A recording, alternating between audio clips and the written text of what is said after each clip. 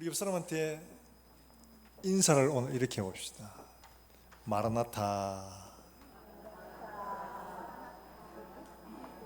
마라나타가 뭔데 마라나타 하노? 요한계시록 마지막 22장에 20절에 나오는 말씀인데, 이것들을 증언하시니까 말씀하실 때 내가 속히 오리라 요한에게 말씀하셨어요. 그때 요한이 아멘 주 예수여 오시옵소서 했는데, 요 아멘 주 예수여 오시옵소서가 바로 마라나타입니다. 그러니까 마라나타는 말은 주님의 재림을 사모하고 기다리는 성도들의 고백이죠. 우리 재림을 사모하시는 분들 다 함께 우리 옆 사람하고 같이 인사하십시다. 마라나타.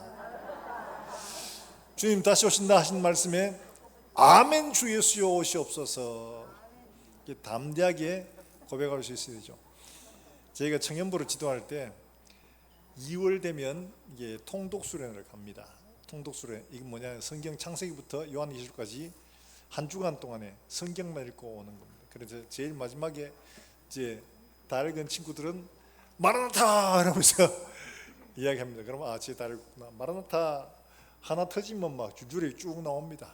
그 읽는 속도가 비슷하기 때문에. 그래서 우리를 가서 점심 딱 먹고 앉아서 읽기 시작하면 보통은 목요일 혹은 금요일 되면 다 됩니다. 그러면 금요일 저녁에 뭐하냐, 통독을 끝냈으니까 통닭으로 마무리를 합니다. 그래서 우리는 통독수련을 하지 않고 통닭수련이라고 불렀는데, 그 마지막에 마라나타 하고 다 같이 이렇게 통닭을 호일에 사서 장작불에 구워서 먹는 그거 참 바닷가에서 재밌었습니다. 애들이 그렇게 해도 일주일 내내 다른 거 아무것도 없습니다. 밥만 먹고 성경만 읽는 겁니다. 그런데도 그 성경을 한번 쫙 통독을 또 하게 되면 성경 전체 이야기가 막 지나가는 거예요. 그래서 구약을 다 읽고 신약에 와서 마태복음, 아브라함과 이삭과 다윗 자손 예수 그리스도의 세계라 하면, 아브라함 이삭을 낳고 하면 창세기부터 이야기가 막 줄줄이 읽었던 내용들이 쫙 연결되는 거예요. 아브라함이 이삭을 낳고 이삭이 야곱을 낳고 야곱이 뭐 이러면서 쭉 하면 읽은 지가 며칠 안 됐기 때문에 그 내용들이 구약 성경 전체가 쫙 이어지는 거예요. 그러면서 예수 그리스도까지 나오면 예수님 이야기다 이러면서 그때부터 또 열심히 읽는 거죠. 그리고 마지막에 가서 이것을 증언하신 이가 알았을 때 내가 속히 오리라 하면 아멘 주 예수여 오시옵소서. 이 진짜 이 청년 중에서는 마태복음 족보를 읽고 은혜 받았다는, 자기도 족보 읽고 은혜 받은 건 처음이라고 하더라고요. 족보를 읽고 어떻게 은혜를 받을 수가 있나 싶었는데 족보를 읽으면서 은혜 받다고. 내가 족보 그 통독하면 마태복음 가서 족보를 읽으면 너 반드시 은혜 받는다 했는데, 헤이 목사님 뭐 족보를 읽고 은혜를 받아요 이랬는데, 구약을 통독 다 하고 신약의 마태복음 족보를 딱 읽으니까 실감이 나더라는 거예요. 하나님께서 어떻게 우리의 구속을 위해서 일내 오시는지가 쫙 한꺼번에 연결되는 거예요. 연결돼 가지고 예수님께서 오셨다. 그리고 그 마지막에는 그 예수님이 다시 오신다. 내가 속히 오리라 약속하신 그 약속의 말씀. 요한은 아멘 주 예수여 오시옵소서 고백을 했죠. 오늘 말씀도 진짜 오시는가 이랬는데, 다 같이 우리 옆 사람 손잡고 마라나타 한번 해봅시다. 진짜 내가 속히 오리라 했는데 와 가십니까? 이러면 곤란하겠죠. 내가 속히 오리라 했는데 벌써 2000년 지났습니다. 2000년 어느 세월에 내가 속히 오리라 했는데 그 속기가 안 되어 보일 때가 있습니다. 그래서 우리는 이 종말론 중에서 예수님의 재림에 관한 이야기를 하도 많이 듣고 하도 많은 이산들이 생겨서 이야기가 이제 소위 말해서 양치 소년의 그 외침처럼 들려질 때가 없지 않았습니다. 그런데 예수님께서 유일하게 남겨두신 마지막 그 한 말씀이 내가 속히 오리라 하는 이 말씀, 이제 그 말씀이 이루어질 때가 된 겁니다. 그래서 예수님의 재림을 마라나타의 심정으로 기다리는 마음으로 이 말씀 함께 은혜를 나눌 수 있기를 바라겠습니다. 예. 예수님께서 말씀하셨어요. 오신다는 이 말씀 요 때만 하신 게 아니라 이미 앞에서 여러 번 말씀하셨어요. 요한복음 14장 2절과 3절 말씀에서 예수님께서 다시 오신다 하는 걸 미리 말씀을 해 주셨어요. 자, 2절 3절 같이 한번 읽어봅니다. 시작. 내 아버지 집에 거할 곳이 많도다. 그렇지 않으면 너희에게 일렀으리라. 내가 너희를 위하여 거처를 예비하러 간다. 그리고 가서 너희를 위해 거처를 예비하면 내가 다시 와서 너희를 내게로 영접하여 나 있는 곳에 너희도 거처를 예비하면 다시 와서 너희를 내게로 영접하여 나 있는 곳에 누구도 우리도 있게 하겠다 말씀하고 계십니다. 예수님 다시 오신다. 왜? 반드시 우리를 데리러 오셔야 되기 때문에 이렇게 말씀하고 있어요. 그런데 이런 말씀, 내가 와서 이렇게 하는 말씀이 여기만 있는 게 아니에요. 마태복음 16장에 보면 이 말씀 때문에 우리가 조금 헷갈리는 겁니다. 마태복음 16장 27절과 28절 말씀에 예수님께서 베드로의 주는 그리스도시요 살아계신 하나님의 아들이십니다, 이 고백을 받고 난 다음에 예수님께서 하신 말씀이 이 말씀이에요. 27절 28절 말씀 같이 한번 읽어봅니다. 시작. 그 천사들과 함께 오르니 그때에 각 사람이 행한 대로 갚으리라. 내가 진실로 너희에게 이르노니 여기 서 있는 사람 중에 죽기 전에 인자가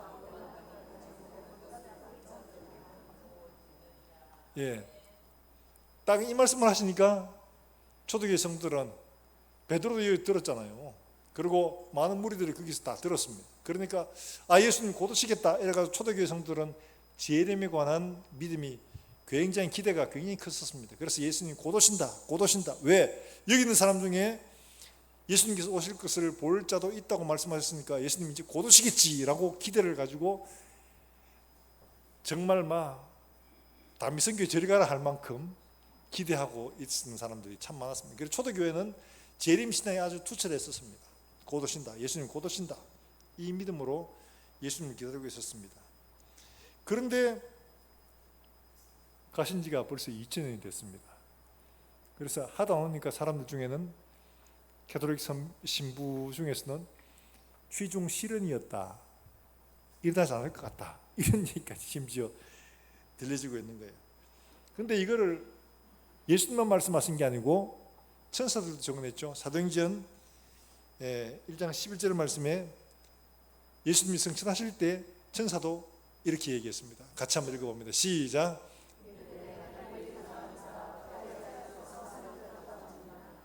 너희 가운데서 하늘로 올려가신 예수는 하늘로 가심을 본 그대로 오시리라 하니라.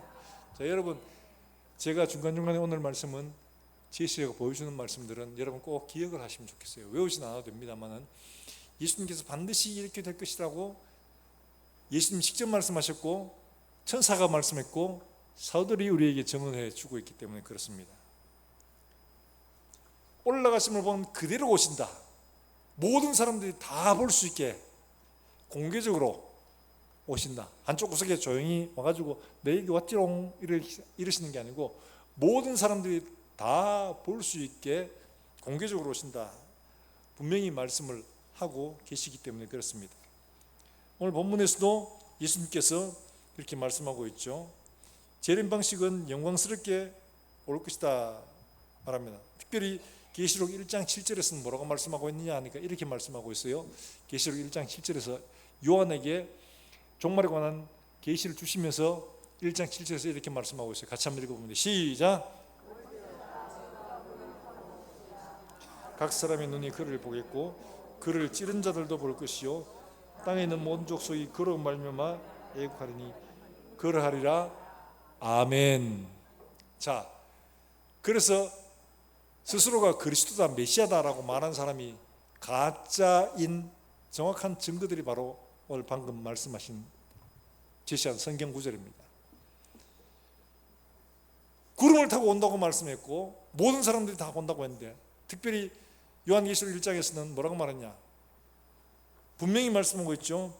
각 사람의 눈이 그를 볼 것이다. 찌른 자도 볼 것이고 다 볼 것이다. 모든 사람들이 다 볼 수 있도록 오신다 라고 말씀하고 있기 때문에 그렇습니다. 자, 말씀 뭐냐? 곧 달리 말하면 재림은 분명한 약속의 말씀이다. 유일하게 남겨두신 하나의 말씀이에요. 달리 말하면 이루어진 것들 다 이루어졌는데 이루어지도록 기다리고 있는 말씀이 바로 이 재림에 관한 약속이라는 거예요.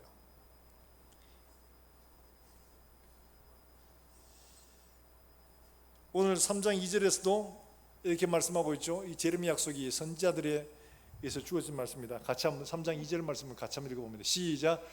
곧 거룩한 선지자들이 예언한 말씀과 주되신 구주께서 너희의 사도로 말미암아,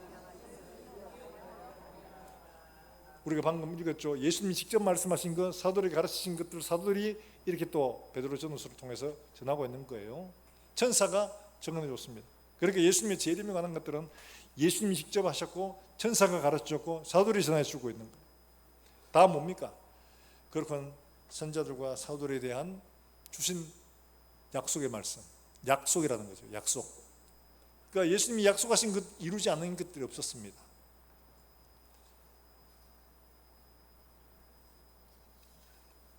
예수님이 오실 것을 모세가 제일 먼저 말했습니다. 신명기에서 그렇게 말씀하고 있거든요. 신명기 18장 15절에 너희 가운데서 나 같은 선지자를 하나 일으키신다. 같이 한번 읽어봅니다. 시작. 하나님 여호와께서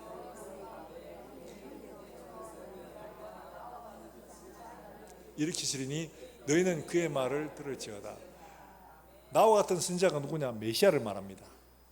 그러니까 모세가 예언한 저게 신명기에 나오는데 예수님이 오실 때까지 한 1500년 전입니다. 1500년 전에 모세가 메시아가 오실 것이다 얘기를 했는데 그 중간중간에 이사야도 미가도 여러 선지자들이 예언을 했죠. 예언한 그 선지자들에 의해서 예언된 말씀이 이루어지기까지 무려 1500년이라는 시간이 걸렸습니다. 그 중간에 생각해보면 와, 이거 오시는 거 맞나? 안 오시는 거 아이가? 왜 댕기고? 이러면서 많은 사람들이 헷갈려 할 수도 있는데 중간중간에 확인시켜 주셨어요. 이와 같이 예수님께서도 지금 직접 말씀하셨고 사도들을 통해서 확인시켜 주고 계시는 겁니다. 그래서 내가 이것을 생각나게 하려 합니다. 생각나게 하려 합니다. 우리가 앞에서 계속 보았지만 2장에서도 생각나게 하려고 달리 말하면 예수님이 하신 말씀들, 재림에 관한 이야기들을 생각하라는 이야기죠. 마음에 두고 있으라는 이야기입니다. 잊어버리지 말고 염두에 두고 있으라, 이걸 말씀하고 있는 겁니다. 초림의 예수님 1500년 전에 예언하셨는데 마침내 그것이 이루어졌다. 그 말씀이 때로는 이루어지지 않은 것처럼 보이기도 했고 일어나지 않을 것처럼 보이지만 마침내 하나님은 그 일들을 이루어 가셨다. 약속하신 것이기 때문에 그렇다. 이와 같이 재림의 약속도 반드시 이루어지는 줄로 믿으시기를 주의 이름으로 축복합니다. 예수님과 그의 사도들, 천사를 통해서 우리에게 확정하신 말씀이기 때문에 그렇습니다. 자, 그러면 언제 이루어질 것인가? 날짜를 목사님 좀 가르쳐주면 좋겠는데요. 그래요. 제가 가르쳐주면 얼마나 좋겠습니까? 저도 잘 모릅니다. 예수님께서도 말씀하셨죠. 인자의 날, 예수님께서 오시는 그날은 나도 모르고 천사도 모르고 누구만 아냐? 아버지만 아신다 말씀하셨어요. 초림의 예수님 오신 그때에 대해서 성경은 뭐라고 말하겠냐? 갈라디아 4장 4절에서 이렇게 말하고 있습니다. 갈라디아 4장 4절 말씀 한번 볼까요? 같이 한번 읽어봅니다. 시작.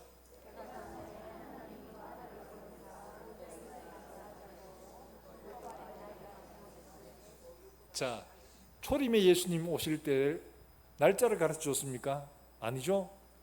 제일 앞에 뭐가 있죠? 때가 참해. 모든 여건, 모든 환경이 다 준비되어 있다 이 말입니다. 그 예수님 오신 것은 모든 여건 환경이 다 준비된 때에 주님이 오셨다 이 말입니다.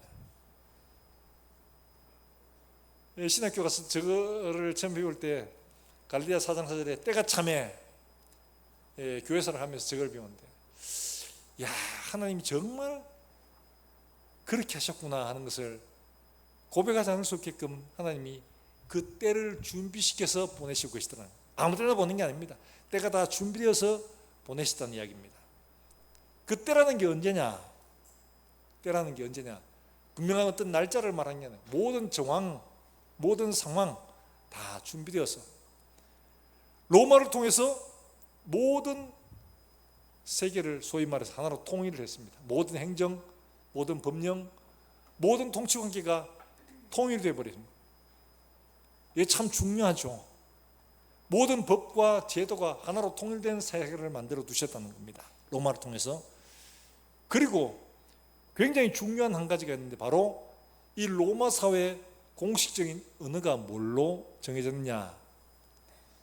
헬라어로 정해졌습니다. 헬라 사회에서 있어왔던 그 언어를 로마가 그대로 이어받아 가지고 로마 사회 헬라어로 다 통일을 시켜버린 겁니다. 그래서 이거를 코이네 헬라어라고 얘기하는데, 코이네 헬라어란 말은 커먼 헬라어, 보통 언어라. 그러니까 우리 보통 사람들 말하는 이런 겁니다. 태국 같은 데 보니까 일반 서민들이 일반적으로 쓰는 언어가 있고, 왕족 언어라고 해서 쓰고 또 그 강의하고 뭐 이런 거 할 때 쓰는 언어가 따로 있더라고요. 그런 게 아니라 모든 사람들이 다 통일해서 얘기할 수 있는 언어, 코이네 헬라어, 이걸로 모든 세계가 통일되어 버린 거예요. 그래서 생각해 보세요. 얼마나 편하겠어요. 모든 국경도 없고 뭐 비자 발급받을 필요도 없고 모든 제도와 문화와 이게 다 통일된 세상이고 언어도 통일되어 버렸어요. 이게 얼마나 중요한가. 여러분, 지금 아프리카 가면 여러 부족들이 국경을 서로 맞대고 있는데, 그 나라 가운데서도 정말 다양한 부족들이 있는데, 그 중에 재밌는 일들이 뭐냐, 그 한 부족에서도 말을 들면 우리 대구 같으면 동구에 있는데 여기 학교가 안 했어요. 여기에 학교가 있는데 이 학교에 온 애들이 어떠냐, 하양, 영천, 신령, 반야월, 경산 다 다른데 여기 있는 애들이 전부 다 언어가 다 달라요. 문자가. 그래서 하양에는 하양 쓰는 말이 있고, 경산은 경산 쓰는 말이 있고, 반야월은 반야월 쓰는 말이 있고, 다 틀리는 거예요. 그러니까 우리나라에서 여기 자원봉사 같은 분이 이야기하는데 그 이야기를 하더라고요. 한 교실 안에서 아이들이 수업을 하면 아프리카 부족 언어 여러 종류가 있는데 스와힐리어라고 뭐 보편적으로 쓰는 언어가 있다고요. 그걸 쓰는 종족들이 있고, 또 자기 고유의 언어를 그대로 계속해서 쓰는 언어가 있답니다. 종족들이. 그러다 보니까 학교에서 한 수업을 해도 선생님이 한 언어로 수업을 다 하지를 못합니다. 너무 웃기죠. 그 스와힐리어 하는 선생님이 와서 스와힐리어 하는 아이들을 가르치고 가면 또 다른 부족 언어 그 한 애들 모아가지고 또 다른 선생님이 와서 그 수업을 또 하고, 또 영어 한 애들 또 모아서 또 하고, 이러니까 애들끼리도 친구인데도 불구하고 소통이 안 되는 거예요. 언어가 달라가지고. 뭐 편지 하나 쓸 수가 없어. 이런 사태가, 이게 학교에서만 아니고 집에 가도 할머니하고 손주하고 대화가 안 된답니다. 언어가 틀려가지고. 그러니까 할머니한테 편지를 하나 쓰고 싶어도 쓸 수가 없는 거예요. 친구한테 편지를 쓰고 싶어도 쓸 수가 없는 거예요. 그래서 지금 아프리카에서는 야, 우리 이렇게 복잡하게 하지 말고 쉬운 언어 하나 정해가지고 통일해서 한번 교육을 제로 베이스에서 다시 한번 시작해보자. 그럼 어떤 언어를 할까? 이제 그 중에 후보로 올라온 언어가 한글이랍니다. 한글은 배우기 너무 쉽고 또 다 이해관계가 없는 언어이기 때문에 아무 상관도 없이 이거 배우면 배우는 것도 너무 쉽고 너무 편하고 빨리 배울 수 있기 때문에, 왜냐? 한국 봐라. 문맹률이 거의 제로가 가깝다. 99.9% 다 되기 때문에 저런 나라가 없다. 저런 나라가. 근데 그 언어가 보니까 한 10분, 15분, 30분 배우니까 쓰겠더라는 거예요. 그러니까 저걸로 하자 이러면서 나름대로 얘기가 되어가는 모양이에요. 하여튼 근데 제가 이렇게 말씀드리는 것은 이 언어의 통일이라는 게 얼마나 중요한가를 말씀드리는 겁니다. 인도만 가도 공식적인 언어, 국가에서 인정하는 공식 언어가 22개랍니다. 그러니까 그 외에 소수민족들, 소수부족들의 언어까지 치면 언어만 해도 수백 가지가 되는 거예요. 우리같이 여러분 제가 한 번씩 말씀드렸지만 교동문을 이렇게 읽고 하는 거, 이게 축복이라는 거 말씀드리잖아요. 할 수가 없어요. 할 수가 없어. 창세기 태초에 하나님 천지 창조에 이것만 해도 인도 같은 경우는 22개를 적어야 되는 겁니다. 22개 부족하거든요. 공식적인 언어만 그래요. 소수민족까지 치면 일자로 하면 수백 가지가 되는 거예요. 저희가 돕는 선교사 중에 파푸아뉴기니에 있는 정일재 선교사라고 했는데 신학교 동기입니다. 이 친구가 그 GBT 선교사예요. GBT가 뭔가 성경 번역 선교입니다. 근데 성경 번역하는 게 얼마나 힘드냐. 파푸아뉴기니에 갔는데 그게 열대 지방인데 산이 뾰족하게 이렇게 생겼어요. 이렇게 뾰족하게 있는데 여기 산들 속에서 한 부족이 다 쓰는 게 아니고 요 한 면 동쪽에 있는 요 면에 사는 부족이 다르고 그 옆에 부족이 다르고 그 도랑 건너 사는 부족이 다르고 다 틀린답니다. 그래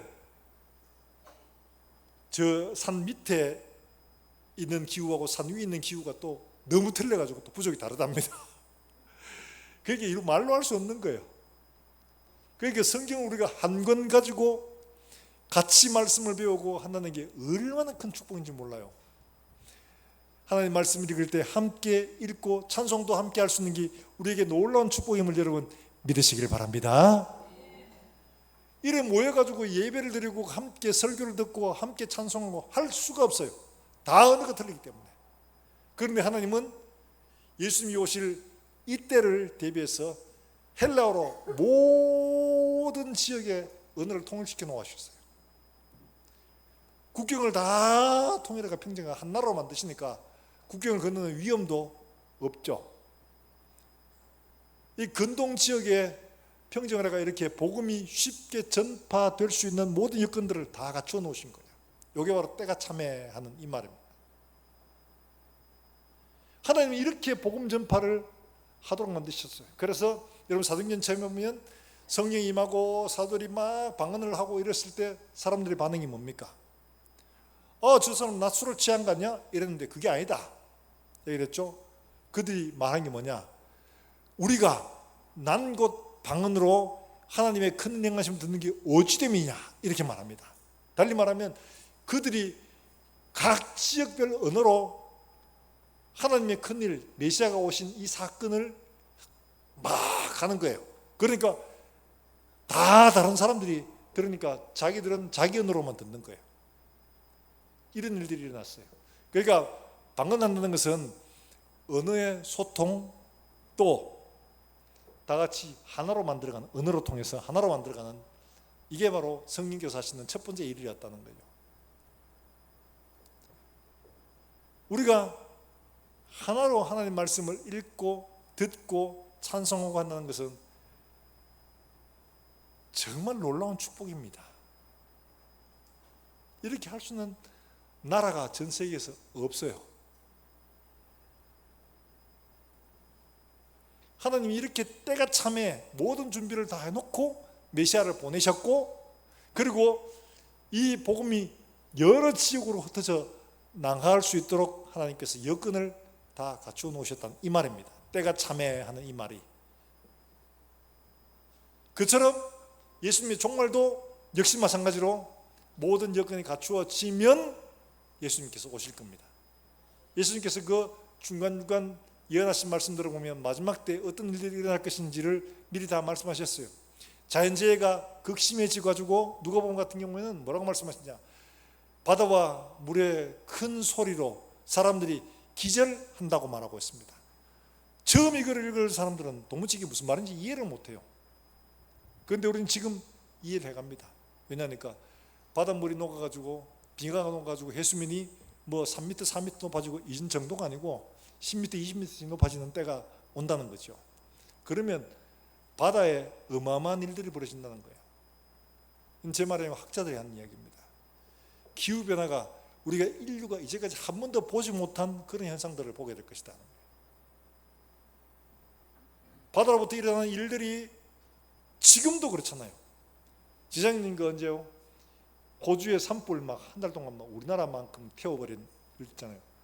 그 어떻게 일어났냐 하니까 그 인도양의 수온이 동서가 아프리카 쪽하고 호주 쪽에 차이가 1도 났답니다. 바닷물 1도 차이였답니다. 그 1도 차이 때문에 아프리카에서는 극심한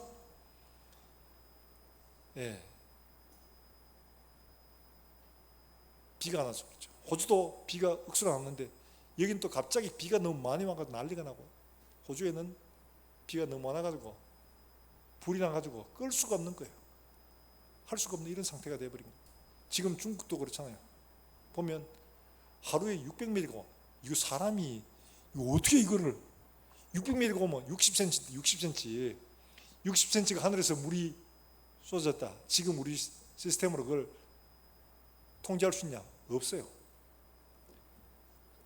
이게 다 뭐 때문이냐? 기후변화 때문에 일어나는 일들이라고 경고합니다. 이처럼 마지막 때는 지구가 몸살을 앓는다는 거예요. 주님이 이걸 예고하고 있습니다. 또 하나가 불법한 사람들이 일어나서 전부 다 자기가 메시아라고 얘기한다는 거죠. 그 다음에 바울이 말한 건 사람의 사랑에 싣고 서로 미워하고, 예수 믿는 사람들 중에도 정말 세상 사람들하고 다를 바가 없는 이런 일들이 교회 안에 일어날 거다 예고를 하고 있습니다. 지금 현재 그런 일들이 많이 일어나고 있습니다. 그러다가 어느 날 되면 하늘에서 징조가 보인다고 말하고 있습니다. 그리고 하늘에서 나팔 소리가 들려지고 예수님의 재림이 일어나게 된다, 우리에게 말씀을 해주고 있습니다. 달리 말하면 이 모든 정치 사회적인 여건들이 갖추어지면 주님 다시 이 땅에 와서 심판을 하신다. 그래서 어떻게 하냐? 완전한 구원을 이루어 가신다. 예수님께서 시작하신 구원의 역사가 마지막 심판을 통해서 알곡과 죽정이를 골라내시고 영원한 형벌과 영원한 평강의 세계로 다 창조의 완성이 이루어지는 거죠. 이걸 하실 것이다 말씀하고 있습니다. 그러면 우리가 어떻게 해야 되냐 이거죠. 근데 예수님이 오신다는 이야기가 때로는 너무 길어 보입니다. 말씀하신 지가 초림 예수가 오시는 것도 그냥 1500년이 넘었습니다. 그 2000년 가까이 되어갑니다.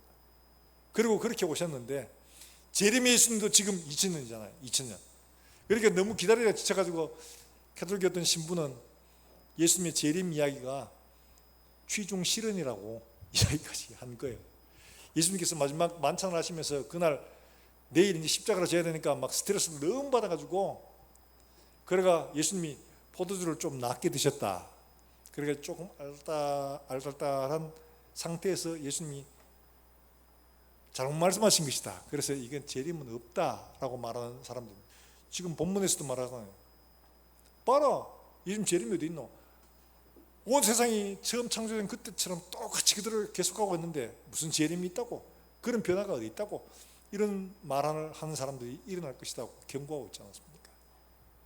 재림은 없다고 말하는 사람들이 일어나는데 그런 사람들이 지금 있는 거예요. 사랑하는 여러분들, 같이 한번 해봅시다. 약속은 이루어진다. 예, 이거 정말 중요한 말입니다. 믿을 수 없는 상황과 여건들이 많이 갖추어지기 때문에 미혹해도 쉽게 넘어가는 거예요. 여기 있죠. 이때도 그랬다는 거예요.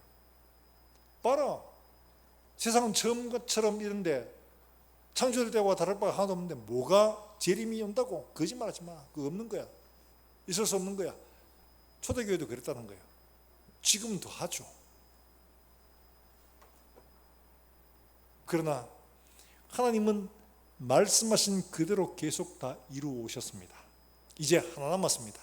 재림의 사건 하나. 이 한 번으로 모든 것이 정리가 되고 끝이 날 겁니다. 하나님의 약속은 반드시 이루어집니다. 그러면 이 기다림은 도대체 뭘 말하는 거냐 하는 거예요. 자, 예수님이 우리에게 말씀하고 있죠. 이 기다림이 뭘 말하고 있는가? 9절 말씀 우리 한번 같이 읽어볼까요? 9절입니다. 시작. 주의 약속은 더디다고 생각하는 것 같이 더딘 것이 아니라 오직 오래 참으사 다 회개하기 이르기를 원하시느니라. 더디 오신 이유가 뭐라고요? 한 사람이라도 회개하기 이르기를 원하신다. 한 사람이라도 구원받게 하시기 위하여. 그러니까 예수님은 한 사람을 위해서 천년도 기다리신다 이 말이죠. 한 사람을 위해 천년을 기다리신다는 거예요. 우리가 구원받도록 하기 위해서 천년을 기다리신 거예요. 사랑하는 여러분들, 이 말씀은 지연히 늦게 천천히 이 말에 예수님의 사랑을 보여주는 말씀입니다. 한 영혼을 위해서라도 하나님은 천년도 기다릴 수 있다, 이 말씀이거든요. 예수님은 비유를 통해 말씀하셨습니다. 양 100마리가 있으면 그 중에 한 마리 잃어버렸다. 그러면 99마리를 둔 채로 나머지 한 마리를 찾으러 나가시는 것처럼 한 영혼이라도 구원하시기 위해서 주님은 천년도 기다릴 수 있다, 이걸 보여주는 겁니다. 여러분, 우리 향한 하나님의 사랑이 그렇다는 사실에 믿으시기를 주의 이름으로 축복합니다. 아, 나를 위해 천년도 기다릴 수 있는 분이시구나. 나를 위해서 내 살아온 10년, 50년, 60년, 70년이 아니라 천년도 기다릴 수 있는 분이시구나. 그 사이 뭐 하라고? 회개하라고 하시는 거예요. 우리가 지옥 가는 건 죄를 많이 지어서가 아니에요. 회개하지 않았습니다. 회개하기를 기다리시는 거예요. 그러므로 우리의 매일매일의 삶들 속에서 예수님 말씀하시고, 이미 목욕한 사람은 손발을 씻어야 된다. 다시 목욕할 필요는 없다. 매일매일의 삶들 속에서 우리가 회개하고 정결한 삶을 살아가서 주님 오실 그때를 준비하는 지혜로운 우리 모든 성도들 되시기를 주의 이름으로 축원합니다. 자, 그러면 마지막 때 천년을 기다리시는데 우리는 어떻게 해야 되느냐? 주 앞에 서기를 잘 준비해야 되겠죠.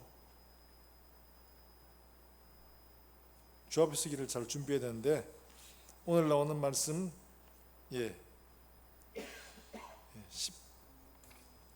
18절에서도 그렇게 말씀하고 있습니다.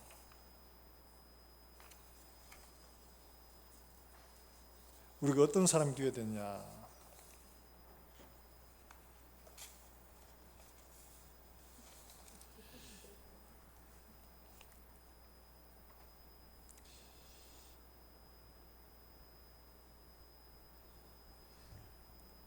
예, 18절 말씀을 같이 한번 읽어볼까요? 18절입니다. 시작.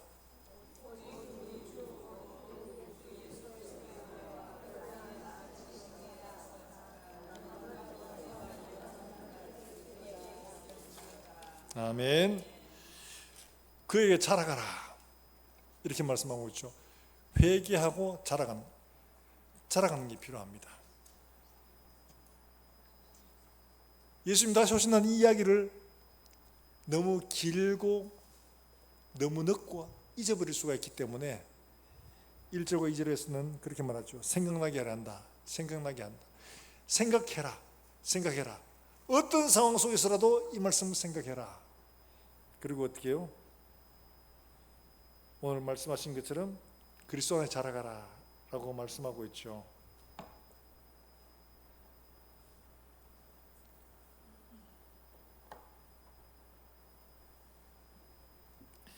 자, 그 말씀에 15절에서도 이렇게 말씀하고 있습니다.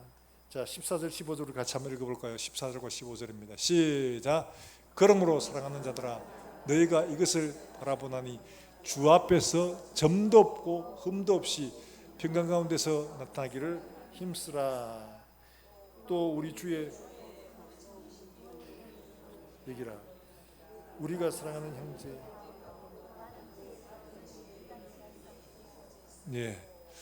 이미 여러 사람들이 이 일들에 대해서 이렇게 경고하고 가르치고 있다는 이야기죠. 점도 없고 흠도 없이. 이게 뭐예요? 바로 마지막 절에 그리스도 예수 안에서 자라가는 겁니다. 자라가는 거.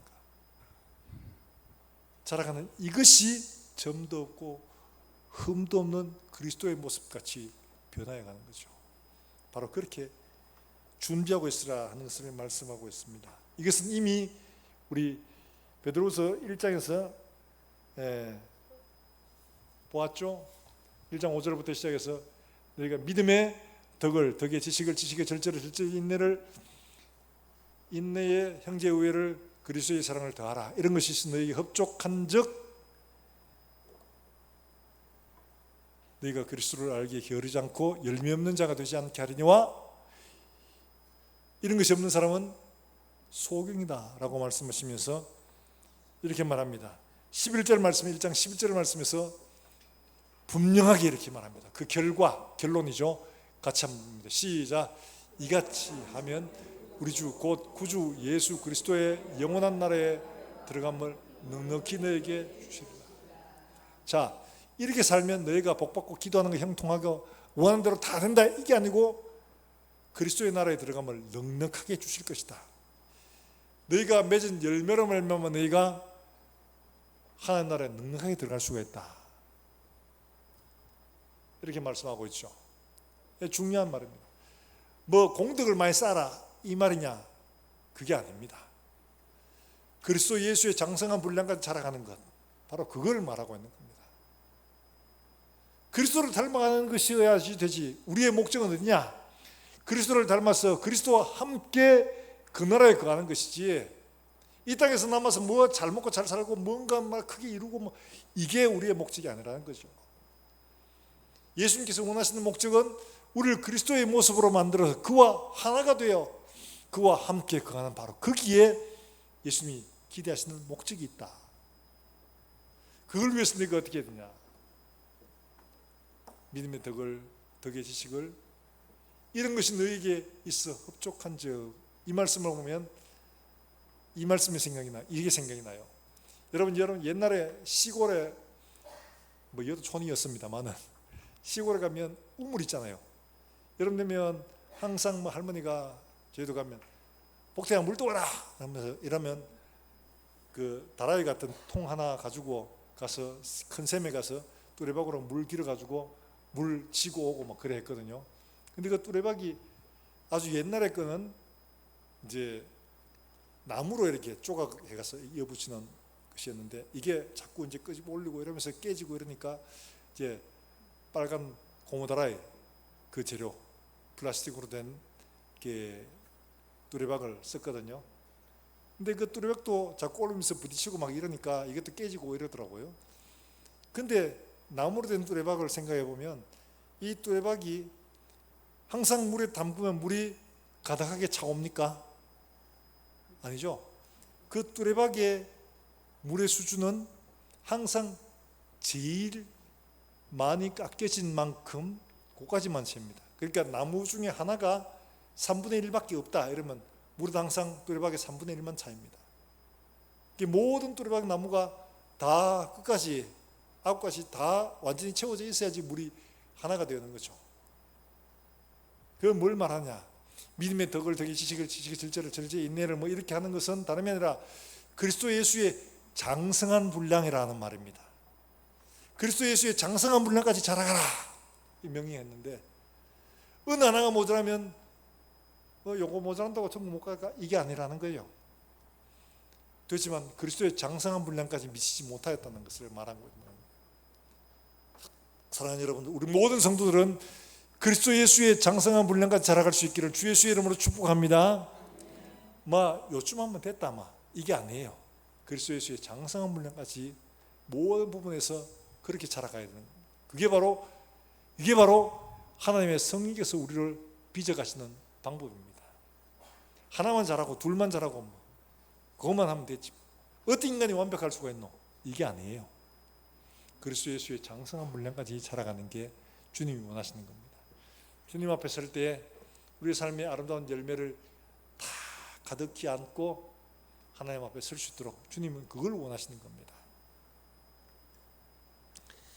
사랑하는 여러분들, 우리가 그리스도 예수를 알기에 게으르지 않고 주님을 알면 알수록 더 주님을 알고 싶고 더 사모하게 되는 거죠.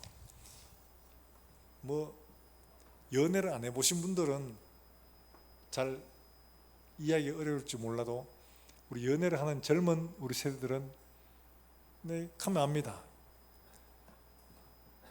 애인하고 헤어질 때 어떻게 합니까?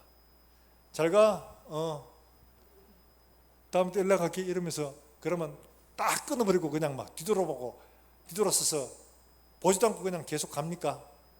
이제 가다 보면 또 우전한 싶어 돌아보고 또 전화해가 집에 갔나? 또 물어보고 눈 떴나? 그러면 또 전화하고 계속하죠. 왜요? 관심이 있고 사랑이 있으니까 계속 확인하고 또 확인하고 또 무효하고 또 물어보는 겁니다. 뭘 말하는가 하면 예수님을 사랑하면 예수님이 기대하시는 게 무엇인가에 대한 관심이 갈수록 커질 수밖에 없고 우리 열매를 돌아보고 행여라도 하나님이 원하시지 않은 것들이 없을까 살펴본 그런 마음들이 간절해지게 되는 거예요. 그래서 오늘 말씀에서도 그렇게 분명히 말하고 있죠. 예.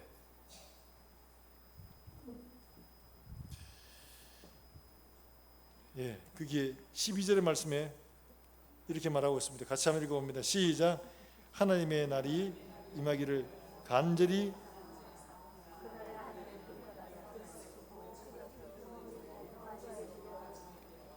주님 오실 날을 어떻게 사모하라고요? 간절히 사모하라고. 간절히 사모하라고. 여러분 이 간절이라는 말을 정말 가슴으로 느낄 수 있는 사람은 아마 이산가족이라고 생각합니다. 이산가족은 헤어진 가족들을 생각하면 이 말 안 써도 간절히가 되죠. 주님 우리 약속하신 그날 주님 사랑하면 마라나타 아멘 주여 오시옵소서. 그래서 우리 선조들이 부른 찬송가 중에 찬양 중에 그런 것도 있죠. 주님 고대가 하는 아마 들어보신 분들도 많으실 겁니다. 그게 먼 하늘 이상한 구름만 떠도 내 주님 오시는가 오 주여 언제나 오시렵니까 하는 가사. 사모하면 간절해집니다. 그래서 베드로도 간절히 사모해라. 그러면 우리의 삶을 자연스럽게 준비하고 챙겨보게 됩니다. 기대하는 것 없고 사모하는 게 없으면 방탕해질 수밖에 없습니다. 우리가 주님 오실 그날을 사모하고 기대하며 기다리는 마음으로 우리의 삶을 열매 없는 삶이 아니라 그리스도 예수의 열매로 가득한 우리 모든 성도들 되시기를 주 예수의 이름으로 축복합니다. 축복합니다. 우리 함께 찬송하고 기도하겠습니다.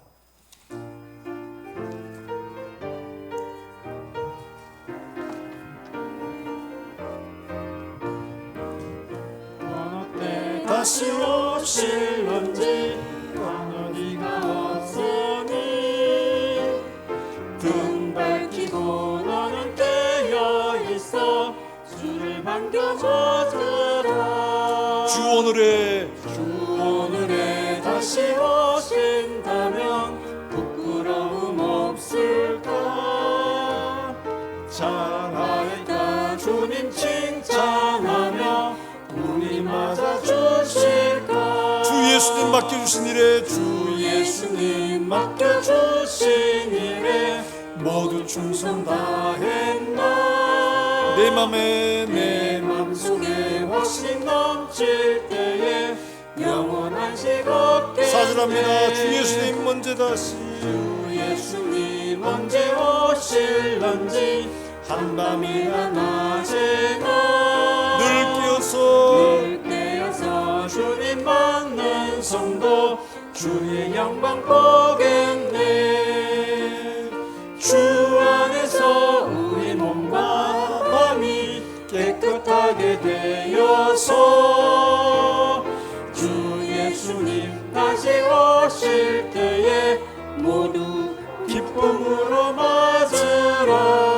우리가 이 시간 함께 마음 먹고 말씀을 생각하시면서 함께 기도하십시다. 주님, 내가 주님을 간절히 사모하며 기다려주시는 마음이 되도록 주님께서 성령으로 우리 마음속에 부어주시기를 원합니다.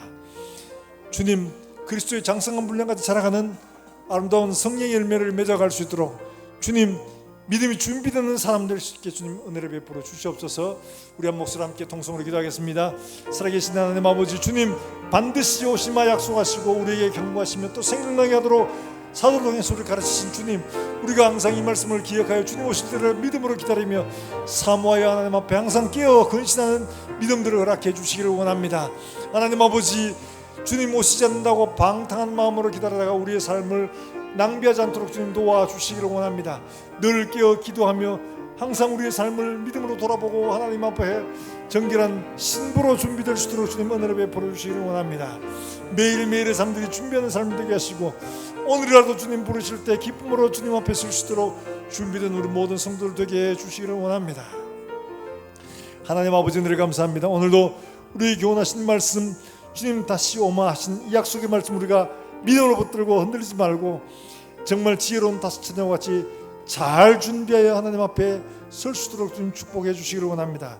그리스도의 장성한 분량같이 자라는 아름다운 열매를 맺을 수 있도록 주님 도우시고 오늘도 주 앞에 나와 말씀을 듣고 하나님 앞에 예배하는 사랑하는 종들이 하나님 앞에 귀한 힘을 정성껏 드립니다. 주님께서 드리는 손길을 기억하시고 하나님 아버지들의 삶에 축복해 주시고 나누어주고 베풀어주는 풍성하고 부유한 손길 되게 은혜를 더하여 주시기를 원합니다.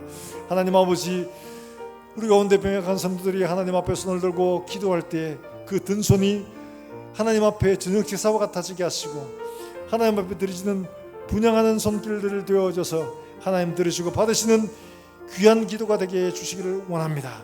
하나님 아버지, 오늘도 말씀을 배우며 자라가는 우리 아이들 좀 축복하시고 정말 하나님 안에서 하나님의 전쟁에서는 푸른 감람나무처럼 잘 자라는 귀한 우리 자녀들 되게 주님 축복해 주시고 하나님 아버지, 뿐만 아니라 멀리서 주 예수의 복음을 전하는 우리 사랑하는 선교사들, 그들 가정과 형편을 아시는 주님께서 그들과 함께하여 주사 오늘도 놀라운 생명 역사가 일어나서 기쁨과 감사로 열매를 수확할 수 있도록 주님 축복해 주시고 또한 중앙을 살아갈 종들의 걸음마다 함께 동행하시고 믿음으로 걷는 걸음마다 말씀의 역사가 일어날 수 있도록 주님 축복해 주시옵소서. 감사드렸고 예수님의 이름으로 기도합나이다. 아멘.